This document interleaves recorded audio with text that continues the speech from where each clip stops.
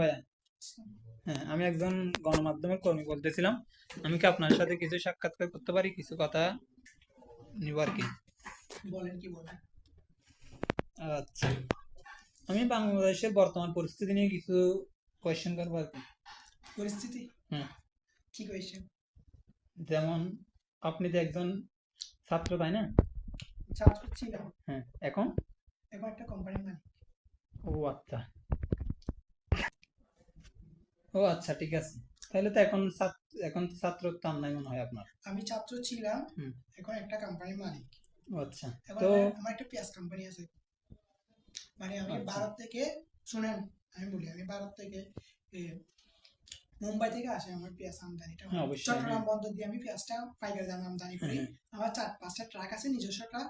এগুলো আমার গুদামে আসে, আমি এগুলো সাপ্লাই করি। ও এটা আচ্ছা, আমার একটা কোম্পানি, পেঁয়াজ বড় কোম্পানি আছে আমার। আচ্ছা। পুরো তো কক্সবাজার জেলায় আমার থেকে পেঁয়াজটা উঠি। আচ্ছা, তো বর্তমান সময়ে দেখতেছি বাংলাদেশের আর ভারতের মধ্যে তেমন সম্প্রীতি নেই। এটার জন্য আমাদের একটু, আমরা একটু চলে আনি, তাহলে আমরা অন্য কিছু থেকে ম্যানেজ করি, এমন মানুষের ক্ষেত থেকে নিই। এখন সরকার পতনের ফলে মনে হয় আমরা একটু আনইজি করি আর কি। ও আচ্ছা, তাহলে আপনি মনে করেন এই যে বাংলাদেশ সরকার আগেরটাই কি ভালো ছিল না এখনকার ভালো ছিল? এটা নিয়ে কথা বলবো।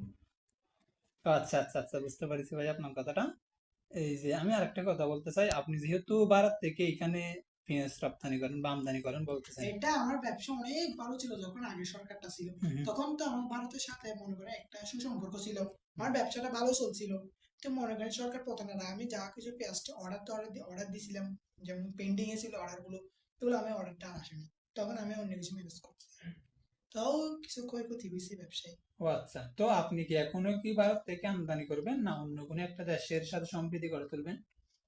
হয়তো আমি পেঁয়াজ কোম্পানি পেঁয়াজ ব্যবসাটা ছেড়ে দিব। আচ্ছা, তো দেখতেছি বাংলাদেশে এখন তো পেঁয়াজের দ্রব্যমূল্য অনেক অগ্রগতিতে, হুম।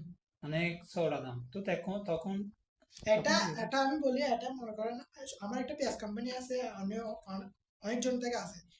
একজনের একজনের মনে করেন দাম বাড়াইছে, তার একজনের তার থেকে দেখে ওর থেকে দাম বাড়ায়। তাহলে আমরা কিন্তু সচলি চলি, আমি এত কথা বলতে পারতেছি না বলে আমি বলবো না। ও আচ্ছা, তাহলে এই যে বর্তমানে একটা কথা আছে যে বাংলাদেশের অর্থনীতি একটা কথা বলি, তাইলে যেহেতু আপনারা হুম। বড় একটা বিজনেসম্যান, আপনাদের সাথে এটা মতামত আমি হ্যাঁ জি শেয়ার বলেন, করতে আমি পারি। শুধু বিজনেস না বটে, আমি উপজেলার ইউএন। ও আচ্ছা, হ্যাঁ, হ্যাঁ, হ্যাঁ, হতে পারে না, অবশ্যই হতে পারে না। হ্যাঁ। নাকি? তা আমি একটা কথা বলতে চাই, জিজ্ঞেস করার ইচ্ছা করতেছে যে সেটা হচ্ছে যে